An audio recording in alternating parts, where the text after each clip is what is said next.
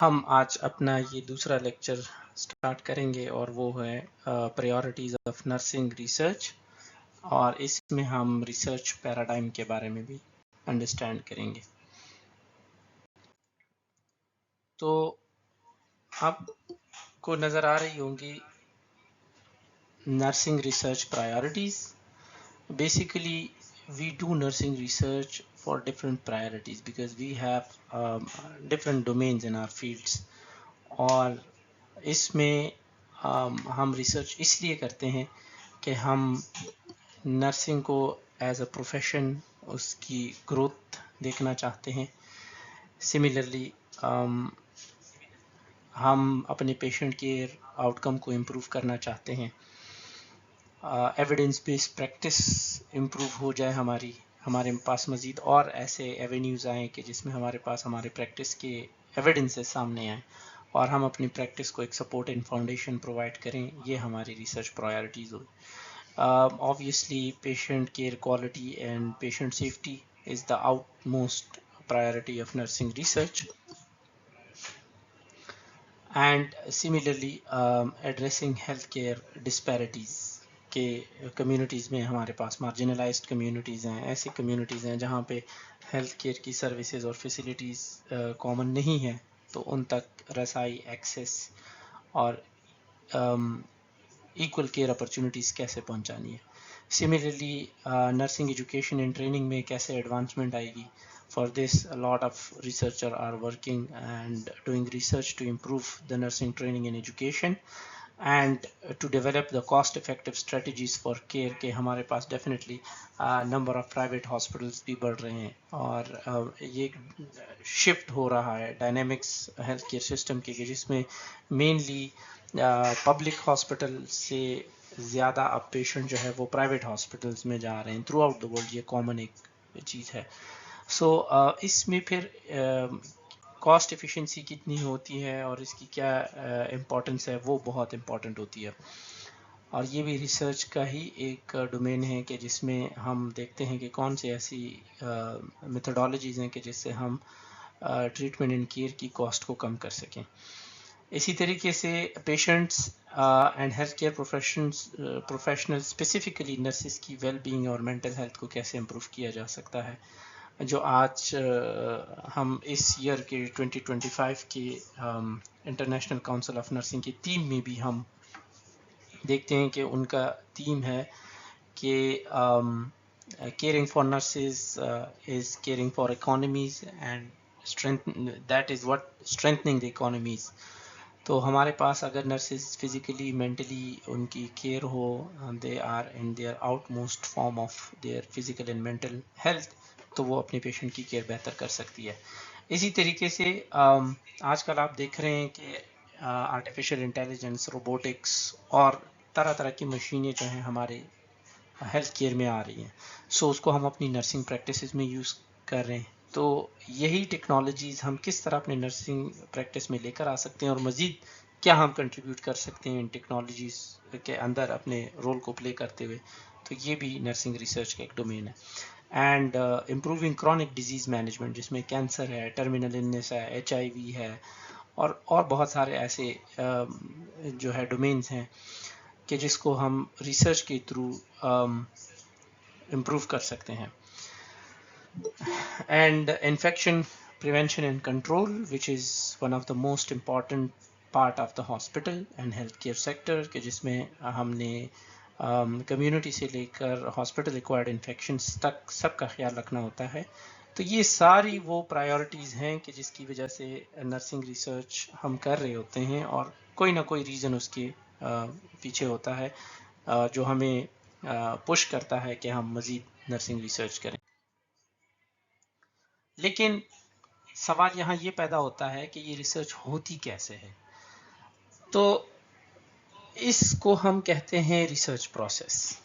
جو ریسرچ کرنے کا طریقہ کار ہے اس کو ہم ریسرچ پروسیس کہتے ہیں، اور ریسرچ پروسیس بیسیکلی ایک سیریز آف ڈفرینٹ ایکشنز ہیں جس میں ہم اپنا ریسرچ ورک کرتے ہیں، اور وہ ہماری ایک افیکٹو ریسرچ ورک کے لیے بہت ضروری ہوتی ہے۔ یہ اسٹیپ وائز ہے، اس میں ڈفرینٹ اسٹیپس ہوتے ہیں جس کو ہم ایک کو فالو کر کے پھر نیکسٹ پہ موو کرتے ہیں، اور یہ بہت کلوزلی ایک دوسرے سے ریلیٹڈ ایکٹیویٹیز ہوتی ہیں. کچھ اسٹیپ ایسے ہوتے ہیں جو کہ ایک دوسرے کے ساتھ جڑے ہوتے ہیں، they are not mutually exclusive. ایک اسٹیپ دوسرے کے ساتھ جڑا ہوتا ہے، تو اگر ایک اسٹیپ پورا نہیں ہوگا تو دوسرا شروع نہیں ہوگا، یا اگر ایک ہم انکمپلیٹ چھوڑ دیں تو دوسرا بھی انکمپلیٹ رہے گا. اور کچھ ایسے ہیں جو ایک دوسرے پہ ڈپینڈ ہی نہیں کرتے، they are somehow mutually exclusive. تو مطلب اٹس اے کائنڈ آف، ہم یہ کہہ سکتے ہیں کہ کچھ اسٹیپ ایسے ہوتے ہیں کہ جو ایک دوسرے سے جڑے ہوئے ہیں، ٹھیک ہے. سو وہ میوچولی ایکسکلوسیو نہیں ہوتے. اس کا مطلب یہ ہے میوچولی ایکسکلوسیو ہونے کا کہ اگر ایک ایکشن ہوگا تو دوسرا نہیں ہوگا، اور اگر دوسرا ایکشن ہوگا تو پہلا والا نہیں ہوگا. That is called mutually exclusive, کہ ایک ایونٹ دوسرے کو ایکسکلوڈ کر رہا ہے. سو ریسرچ میں جو اسٹیپس ہیں وہ بیسیکلی میوچولی ایکسکلوسیو نہیں ہے، یہ ایک دوسرے سے الگ بھی نہیں ہے، لیکن ایک دوسرے کے ساتھ اس پیٹرن میں جڑے ہوئے ہیں کہ ایک اسٹیپ ہوگا تو دوسرے میں اس کی ایفیشنسی اور افیکٹونیس شو ہوگی. یہ ایک logical systematic and scientific approach پہ بیس کرتی ہے، جس کی ہی وجہ سے ہم پھر نیو نالج جنریٹ کرتے ہیں، اور ایچ اسٹیپ جو ہے وہ دوسرے پہ بیس کرتی ہے. جیسے میں نے آپ کو ایکسپلین کیا، جب ہم ایک اسٹیپ پراپرلی ایگزیکیوٹ کرتے ہیں تو دوسری کی طرف جاتے ہیں اور اس کو ایگزیکیوٹ کرتے ہیں، تو یہی ایک طریقہ کار ہمیں ویلڈ اینڈ ریلائبل ریزلٹس دیتا ہے. اور اسی طریقے سے ہم اپنے ایک ریفائنڈ اور اپروپریٹ آؤٹ کم کی طرف جاتے ہیں، جو ہمیں ریسرچ آؤٹ کم کی صورت میں سامنے آتا ہے جب ہم سارے پروسیسز اور اسٹیپس کو اپروپریٹلی فالو کریں، تو ایک سالڈ آنسر ہمارے پاس اس پرابلم کا، اس فینومینا کا سامنے آتا ہے. سو آپ کو سلائیڈ پہ ریسرچ پروسیس کے سٹیپس دکھیں گے. دا فرسٹ سٹیپ از کہ ہم پرابلم آئیڈینٹیفائی کریں. ریسرچ ہم کرتے ہیں ایک موٹیو پہ، اور وہ موٹیو کیا ہوتا ہے؟ کوئی پرابلم، کوئی چیلنج، کوئی ایسا فینومینا جو انکلیئر ہے، یا کوئی ایسی نالج جو ایگزسٹ تو کرتی ہے لیکن اس میں شکوک و شبہات ہوتے ہیں اور اس کو ویلیڈیٹ کرنے کی ضرورت ہوتی ہے. سو یہ سارے ایسے ریزنز ہوتے ہیں کہ ہمیں ایک مطلب جب ہمارے پاس کوئی کلیئر آنسر نہیں ہوتا کسی چیز کا، یا ہمارے پاس کوئی چیلنج ہوتا ہے یا کوئی کویشچن ہوتا ہے، سو وہ ہمیں پرابلم کی صورت میں سامنے آتا ہے. تو اسی لیے ریسرچ میں بھی ہم اس کو کہتے ہیں کہ جس چیز پہ بھی ہم ریسرچ کریں اس کو ایز اے پرابلم دیکھیں اور اس میں سے کویشچن نکالیں.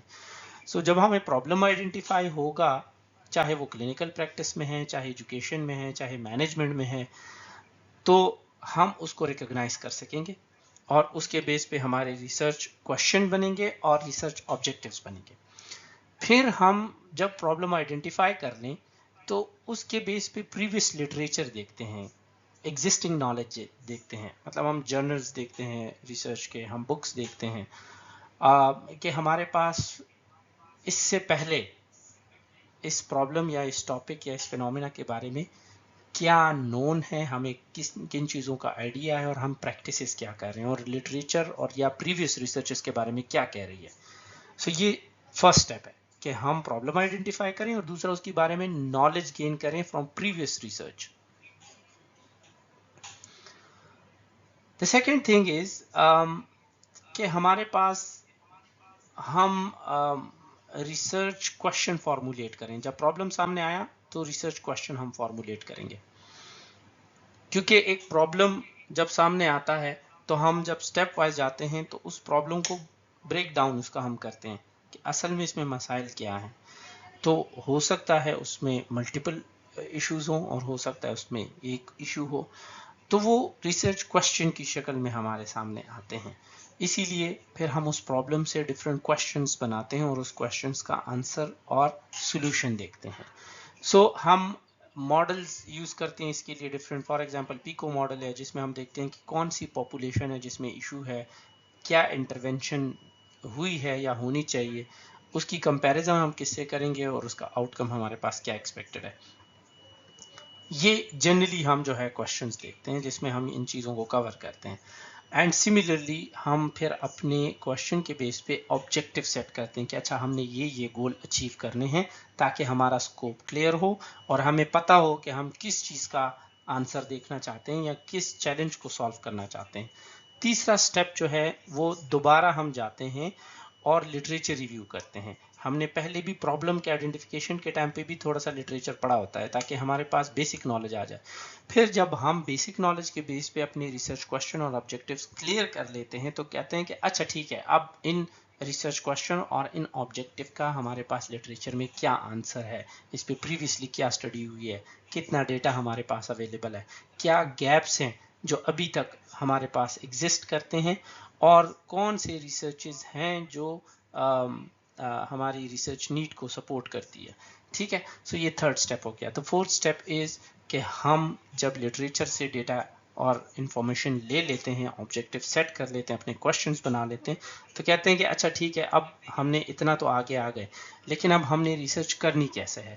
تو ریسرچ کرنے کے لیے ہمیں پھر ڈیزائن چاہیے ہوتا ہے کہ ہم نے کوالٹیٹیو اسٹڈی کرنی ہوتی ہے یا کوانٹیٹیو یا مکس میتھڈ.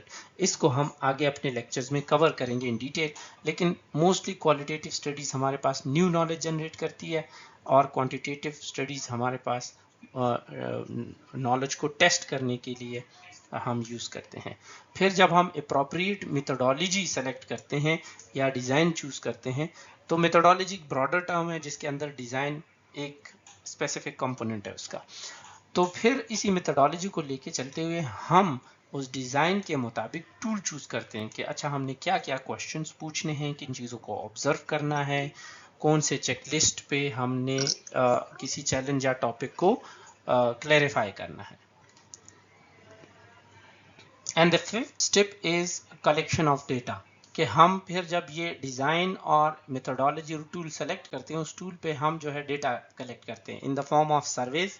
یا تو ہم سروے کر رہے ہوتے ہیں یا انٹرویوز کنڈکٹ کر رہے ہوتے ہیں یا ہم ایک ریئل ٹائم آبزرویشن کر رہے ہوتے ہیں ایونٹس کا, یا پھر ہم کلینکل ڈیٹا کو آڈٹ کر رہے ہوتے ہیں.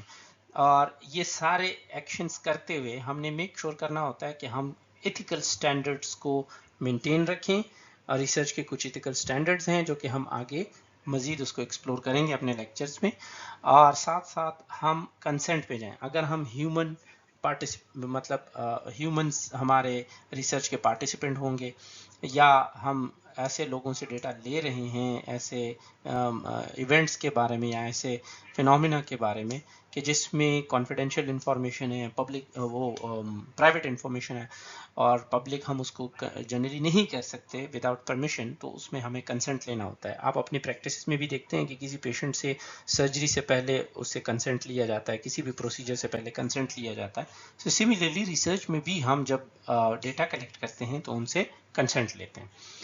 Then the next step is analyzing the data, جس میں ہم بیسیکلی اسٹیٹسٹیکل ٹولس یا تھیمیٹک انالیسس کا اپروچ یوز کرتے ہیں. تھیمیٹک انالیسس ہم کوالٹیٹیو اسٹڈیز میں کر رہے ہوتے ہیں, اور اسٹیٹسٹیکل اپلیکیشنز جو ہیں ہم کوانٹیٹیو اسٹڈی میں یوز کرتے ہیں. آپ بایو اسٹیٹ پڑھتے ہیں, اس میں مین میڈین موڈ اور پھر ڈفرینٹ ٹیسٹ جو ہیں زی ٹیسٹ, انووا, کائی اسکوئر وغیرہ, یہ ہم اسٹیٹسٹیکل ٹولز ہیں ہمارے پاس جو ڈیٹا کی انالیسس کے لیے یوز ہوتے ہیں, اور پھر اس کو انٹرپریٹ کرتے ہیں اور اس کا آؤٹ کم نکالتے ہیں.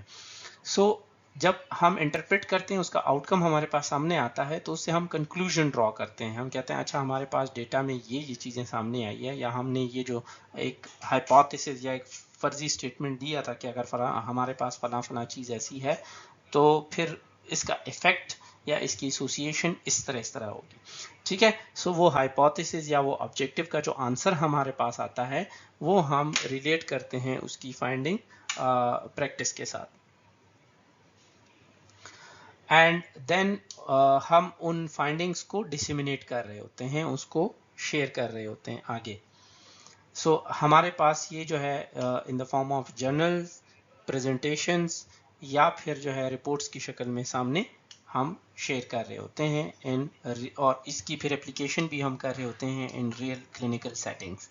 سو یہ 8 سٹیپ آپ کو اس سلائڈ پہ نظر آ رہے ہیں. یہ ریسرچ پروسیس کے وہ سٹیپس ہیں جو ہم سٹیپ بائی سٹیپ فالو کر رہے ہیں, اور جس کی ہم نے کافی ڈیٹیل ایکسپلینیشن بھی لے لی کہ بیسیکلی ریسرچ پروسیس کسے کہتے ہیں, اس کے سٹیپس کیا ہیں, اس کی ضرورت کیا ہے, اور کس طریقے سے ہم ریسرچ کنڈکٹ کرتے ہیں. सो ओवरऑल अगर आप इस स्लाइड पे देखें तो आपको पिक्टोरियल फॉर्म में नज़र आ रहा है कि सबसे पहले हम प्रॉब्लम आइडेंटिफाई करते हैं, उसके बाद हम लिटरेचर की इवैल्यूएशन करते हैं कि प्रीवियसली लिटरेचर हमें क्या कह रहा होता है, फिर हम अपना एक मफरूज़ा या फर्जी स्टेटमेंट क्रिएट करते हैं जब हमें लिटरेचर से इतनी नॉलेज या बैकग्राउंड इन्फॉर्मेशन मिल जाए कि जिसके बेस पे हम अपना एक फर्जी स्टेटमेंट एटलीस्ट दे सकें, तो उसको हम हाइपोथेसिस कहते हैं. We will understand hypothesis in upcoming lectures as well. और फिर जब हम हाइपोथेसिस सेट कर लें तो फिर हम अपने ऑब्जेक्टिव्स और रिसर्च क्वेश्चंस डिज़ाइन करते हैं, एंड देन आफ्टर दैट हम रिसर्च डिज़ाइन चूज़ करते हैं. रिसर्च डिज़ाइन की भी हमने बात कर ली कि या तो क्वालिटेटिव क्वांटिटेटिव में से कोई एक होगा और उसके अंदर फिर सब डिज़ाइंस भी हैं, ठीक है.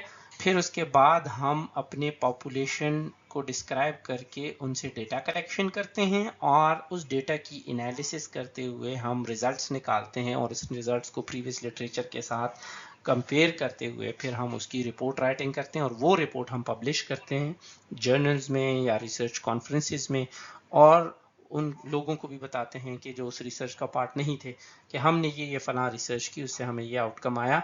अब वो उन लोगों को नॉलेज में भी इजाफा होता है और सिमिलरली वो उनकी क्लिनिकल सेटिंग्स में भी उनके काम आता है. सो यहाँ सवाल ये पैदा होता है कि क्या ये नर्सिंग प्रोसेस से अलग है या सेम ही चीज़ है, क्योंकि हम देखते हैं कि नर्सिंग प्रोसेस के भी 5 स्टेप्स हैं जो यहाँ पे आपको दिख रहा है कि जिसमें हम असेसमेंट करते हैं, डायग्नोसिस करते हैं, फिर आउटकम आइडेंटिफिकेशन करते हैं कि हमें एक्सपेक्टेड आउटकम क्या है, हम प्लान करते हैं, उसकी इम्प्लीमेंटेशन करते हैं उस प्लान की, और फिर इम्प्लीमेंटेशन को इवेल्युएट करते हुए हम पेशेंट आउटकम्स को देख रहे होते हैं या केयर आउटकम को देख रहे होते हैं. सो इसी तरीके से अगर हम देखें तो रिसर्च के भी तकरीबन सिमिलर ही स्टेप्स हैं, शायद उसका नाम थोड़ा सा अलग है, इससे हटके और कुछ नहीं है, लेकिन यह है कि इसमें हम चैलेंजेस का आंसर या प्रॉब्लम्स का सोल्यूशन देखते हैं और वहाँ पे हम प्रैक्टिकल एप्लीकेशन करके पेशेंट आउटकम को इवैल्यूएट कर रहे होते हैं. सो आप ये देखें कि जैसे नर्सिंग प्रोसेस में हम असेसमेंट करते हैं तो इसी तरह रिसर्च प्रोसेस में हम प्रॉब्लम आइडेंटिफिकेशन करते हैं, क्योंकि पेशेंट असेसमेंट भी हमें प्रॉब्लम की खोज लगाने में हेल्प करता है. देन हम डायग्नोज करते हैं, जब हमने इशू आइडेंटिफाई कर लिया, that is called diagnosis. So similarly हम जब रिसर्च प्रोसेस में रिसर्च क्वेश्चंस बनाते हैं तो ये भी is equal to the process of diagnosis as in nursing process. The third step is हम फिर जो है वो आउटकम आइडेंटिफिकेशन करते हैं जिसमें हम बेसिकली अपने रिसर्च ऑब्जेक्टिव्स के साथ हम उसको मैच कर सकते हैं, एंड देन हम प्लान करते हैं. तो प्लान मीन्स कि वी डिज़ाइन रिसर्च मेथड्स कि हमने रिसर्च कैसे कंडक्ट करनी है, डेटा कैसे कलेक्ट करना है, क्या डेटा कलेक्ट करना है, किस टूल पे करना है, और फिर उसकी एनालिसिस कैसे करनी है. So that is equal to the process of plan in nursing process, and then we analyze the data after collecting it. So जब हम इसकी एनालिसिस करते हैं तो that is called कि इम्प्लीमेंटेशन हमने कर ली और इसकी इवेल्युएशन कर रहे हैं और इसका आउटकम देख रहे हैं, एंड देन हम उसकी जब फाइंडिंग को इंटरप्रेट कर रहे होते हैं तो that is equal to the process of evaluation. So अगर आप देखें तो ये तकरीबन सिमिलर चीज़ें हैं, लेकिन एक में हम न्यू नॉलेज को क्रिएट कर रहे होते हैं या न्यू नॉलेज वो एग्जिस्टिंग नॉलेज को टेस्ट कर रहे होते हैं, जबकि नर्सिंग प्रोसेस में हमारे पास जो हमें पता है, जो नॉलेज हमारे पास है, हम पेशेंट के प्रॉब्लम को आइडेंटिफाई करते हैं, उस पर इम्प्लीमेंटेशन डिज़ाइन करते हैं और उसको अप्लाई करके उसका आउटकम देख रहे होते हैं. सो प्रॉब्लम सॉल्विंग है दोनों के अंदर, ठीक है, जिसमें हम प्रॉब्लम और उसका कॉज देखते हैं, इसमें हम सॉल्यूशंस आइडेंटिफाई करते हैं और उसके अल्टरनेटिव सॉल्यूशंस देखते हैं और हम उन सॉल्यूशंस को कैरी आउट करते हैं और फिर उसका इफेक्ट भी इवेल्युएट करते हैं.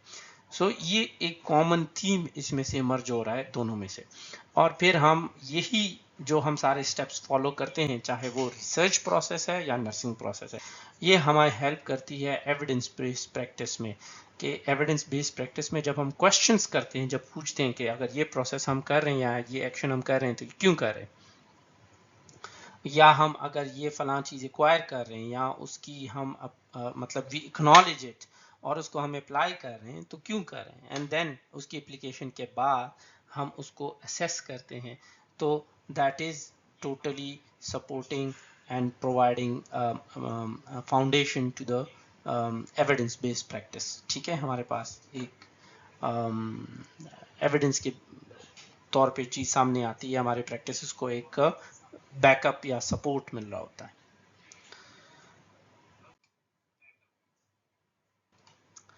अब हम थोड़ी सी रोशनी डालते हैं कि बेसिकली ये नर्सिंग रिसर्च हमारे पास सामने कैसे आई और इसकी बुनियाद कहाँ से शुरू हुई और आज हम किस स्टेज पे खड़े हैं. तो आपको इस स्लाइड पे बेसिकली जो है इसकी एक पूरी डिटेल्ड अंडरस्टैंडिंग मिलेगी कि बेसिकली हमारे पास मिड 19th सेंचुरी में फ्लोरेंस नाइटिंगेल जो है उसने नर्सिंग रिसर्च की बुनियाद रखी और उसने हॉस्पिटल के अंदर सैनिटेशन पे काफ़ी काम किया. क्रिमियन वॉर के अंदर पेशेंट को जो है वो वुंड्स की केयर हो गई, उनके लिए सनलाइट एक्सपोजर कितना इम्पोर्टेंट था और बहुत सारी चीज़ें थी जिस पे उन्होंने काम किया. सो बेसिकली अगर ये देखें तो hospital sanitation is linked to infection control. तो Florence Nightingale is the person, हम ये कह सकते हैं कि बेसिकली इन्फेक्शन कंट्रोल की जो बुनियाद रखी है हेल्थ केयर सिस्टम के अंदर वो फ्लोरेंस नाइटिंगेल है. And she was a mathematician. वो नर्सिंग के साथ साथ उसका शौक था स्टैटिस्टिक्स और मैथमेटिक्स के अंदर भी. तो वो डेटा कलेक्ट करती थी, उसकी एनालिसिस करती थी और उससे पता चलता था कि असल में किन किन चीज़ों का प्रॉब्लम कहाँ हो रहा है. चूँकि वो एक मिलिट्री नर्स थी तो उसको ये डेटा वगैरह वो अपने काम के दौरान ही कलेक्ट कर रही थी. फिर हम देखें तो 90 से 1940s तक हम ये कह सकते हैं कि अर्ली नर्सिंग रिसर्च जो है वो हमारे पास एग्जिस्ट कर रही थी और उसका मेन फोकस जो है वो नर्सिंग एजुकेशन पे था, क्योंकि उस टाइम पे नर्सिंग एजुकेशन की फाउंडेशन बन रही थी. उसमें हमें ये डिफाइन करना था कि बेसिकली नर्सिंग एजुकेशन के अंदर नर्सिस को किन किन सब्जेक्ट्स पे फोकस करना है, क्या क्या उनके ट्रेनिंग का पार्ट होना है, कितना हो उनकी ट्रेनिंग में कोई कौन सी चीज़ शामिल होनी है. सो बेसिकली रिसर्च जो है वहाँ पे उस टाइम पे इस जो नर्सिंग एजुकेशन है इस पे फोकस थी. And that is not basically हमारे पाकिस्तान इंडिया की नर्सिंग की बात नहीं हो रही, ये यूरोपियन और अमेरिकन साइड पे जो नर्सेस प्रैक्टिस कर रही थी, ये पूरी हिस्ट्री वहाँ से उठाई गई है. देन इन 1950s पहला नर्सिंग जर्नल पब्लिश हुआ. अमेरिकन नर्सिस फाउंडेशन ने उसको इस्टेब्लिश किया, उसको फंड किया और उसमें नर्सिंग प्रैक्टिस के बारे में जो रिसर्च है उसकी पब्लिकेशन भी हुई और वहाँ पे वो फोकस था नर्सिंग प्रैक्टिस पे. फिर इन 1960s जो है ये रिसर्च एक्सपेंड हुआ और क्लिनिकल केयर और पेशेंट आउटकम पे थोड़ा इसका फोकस बढ़ा. फिर 1970 में नर्सिंग थ्योरी डेवलपमेंट पे काफ़ी काम हुआ और एक पहला नेशनल कॉन्फ्रेंस और ऑन नर्सिंग जो है वो मुनक्किद हुआ 1970s में. And then goes on into 1980s जिसमें national centre for nursing research establish हुआ अमेरिका में, नेशनल इंस्टीट्यूट ऑफ हेल्थ में. और ये पायनियर इंस्टीट्यूट है जिसकी वजह से नर्सिंग रिसर्च ने काफ़ी तरक्की की और काफ़ी कंट्रीब्यूशन अभी तक in the field of scientific contribution और ये सारी चीज़ें इसकी है बहुत ज़्यादा. फिर 1990 में एविडेंस बेस्ड प्रैक्टिस इमर्ज हुआ और ये सवाल उठने लगे कि हम जो प्रैक्टिसेस कर रहे हैं उसकी बुनियाद क्या है. सो इसीलिए नर्सिंग रिसर्च के अंदर एविडेंस बेस्ड प्रैक्टिस को डेवलप करने के लिए रिसर्चेस होने लगी और फिर यही रिसर्च की यूटिलाइजेशन भी वहाँ पे होने लगी. एंड फिर हम ये देखते हैं कि 2000 एंड ऑनवर्ड्स इसमें अब बहुत ज़्यादा बूस्ट आया है जिसमें patient centred outcome, quality improvement, interdisciplinary research, education, clinical care management, patient safety, infection control, technology और इंफॉर्मेटिक्स और इन सारी चीज़ों पे अब बहुत ज़्यादा काम हो रहा है और डे बाय डे ये सारी चीज़ें इम्प्रूव कर रही हैं. सो जो नर्सिंग रिसर्च पैराडाइम है इसको हमें थोड़ा सा अंडरस्टैंड करने की ज़रूरत है. सो हिस्ट्री हमने पढ़ ली और समझ ली. अब आते हैं नर्सिंग रिसर्च पैराडाइम की तरफ और इसको समझते हैं कि बेसिकली ये पैराडाइम होता क्या है. तो पैराडाइम बेसिकली नर्सिंग रिसर्च के अंदर हम रेफर करते हैं वर्ल्ड व्यू या फ्रेमवर्क को। वर्ल्ड व्यू या फ्रेमवर्क एक ऐसा मतलब हम जिस फॉर एग्जांपल मैं जिस नज़रिए से दुनिया को देखता हूँ या किसी सिचुएशन को देखता हूँ या किसी ऑब्जेक्ट को देख रहा होता हूँ, वो मेरा वर्ल्ड व्यू होता है या मेरी थिंकिंग का फ्रेमवर्क होता है, तो उसको पैराडाइम कह सकते हैं। हम अपनी पर्सनैलिटी तक लिमिटेड उसको पैराडाइम कह सकते हैं। सो रिसर्च के अंदर, नर्सिंग रिसर्च के अंदर जब पैराडाइम की हम बात करते हैं तो ये भी एक वर्ल्ड व्यू है, और ये वर्ल्ड व्यू हमें गाइड करती है कि किस तरह रिसर्च कंडक्ट होती है और किस तरीके से रिसर्चर जो है क्वेश्चंस पूछते हैं, डेटा कलेक्ट करते हैं और फाइंडिंग्स को इंटरप्रेट कर रहे होते हैं। ठीक है, सो पैराडाइम बेसिकली हमारे हर स्टडी और हर रिसर्च को इन्फ्लुएंस करता है, चाहे उसमें हम स्टडी डिज़ाइन की बात कर रहे हो, चाहे सैंपल की बात कर रहे होते हैं, या फिर हमारे पास जो रिजल्ट्स आते हैं उसकी कंक्लूजन की जब हम बात करते हैं। सो नर्सिंग पैराडाइम मैटर क्यों करती है, इतना इम्पॉर्टेंट क्यों है? वो इसलिए कि पैराडाइम्स बेसिकली हमें गाइड करती है, हमारा जो एक वर्ल्ड व्यू होता है एक टॉपिक या एक चैलेंज के बारे में, तो वही हमारा वर्ल्ड व्यू या हमारी थिंकिंग जो है हमें गाइड करती है रिसर्च क्वेश्चन बनाने में। सिमिलरली हमें गाइड ये करती है कि हम कौन सी मेथोडोलॉजी और कौन सी टूल्स यूज़ करते हैं अपने रिसर्च में। And the third thing is कि हम रिजल्ट्स को किस तरह इंटरप्रेट करते हैं, क्या वो बायस्ड रिजल्ट इंटरप्रिटेशन तो नहीं है, हमने बहुत न्यूट्रल होकर रिजल्ट्स को इंटरप्रेट करना होता है।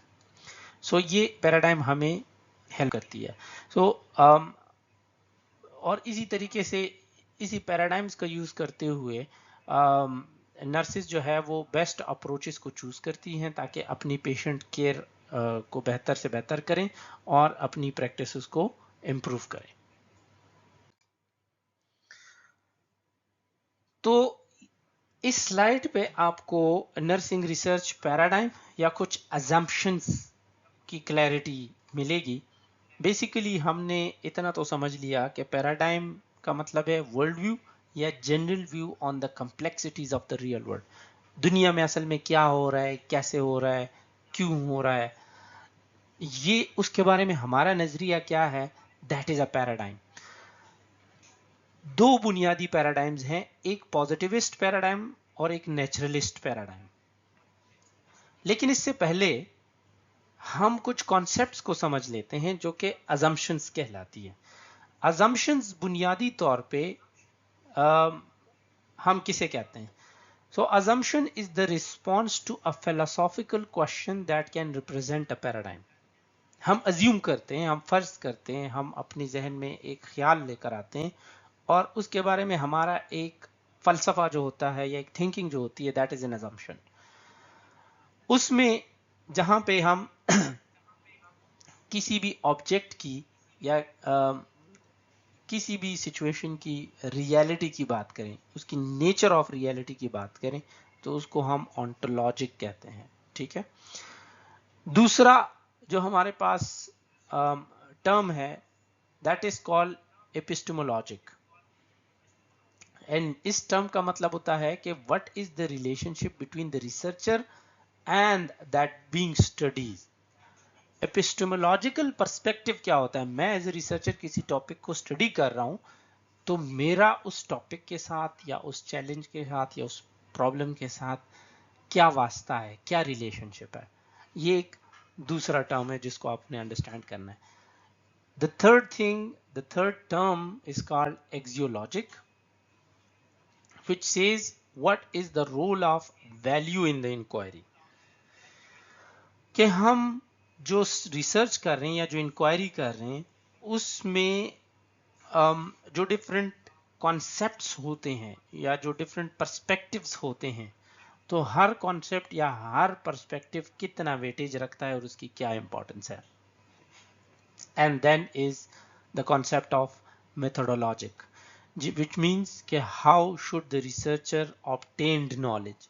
ये मेथोडोलॉजी पे क्वेश्चन है कि रिसर्चर किस तरह नॉलेज को जनरेट करता है, न्यू नॉलेज, या फिर एग्जिस्टिंग नॉलेज को टेस्ट कर रहा होता है।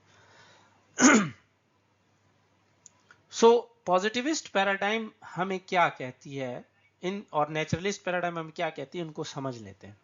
पॉजिटिविस्ट पैराडाइम जो है वो रैशनल और साइंटिफिक पर्सपेक्टिव को एम्फेसाइज करती है। पॉजिटिविस्ट कहते हैं कि हर रियलिटी के पीछे एक कॉज है, एक रीजन है, और ये ऑब्जर्वेशंस को बेस करती है, इसीलिए क्योंकि ये रैशनल एंड साइंस को देखती है। इट बिलीव्स और assumes the reality is out there to be studied, कि जो भी चीज एग्जिस्ट करती है हमें उसको पढ़ना चाहिए, हमें उसको ऑब्जर्व करना चाहिए, हमें उसको अंडरस्टैंड करना चाहिए। कोई भी चीज ऐसे बगैर किसी रीजन की नहीं होती, there is a reason for it, and it refers to the basic principle that believe true with verification. ये कहती है कि हम तभी किसी चीज को मानेंगे जब हम उसको वेरीफाई करेंगे।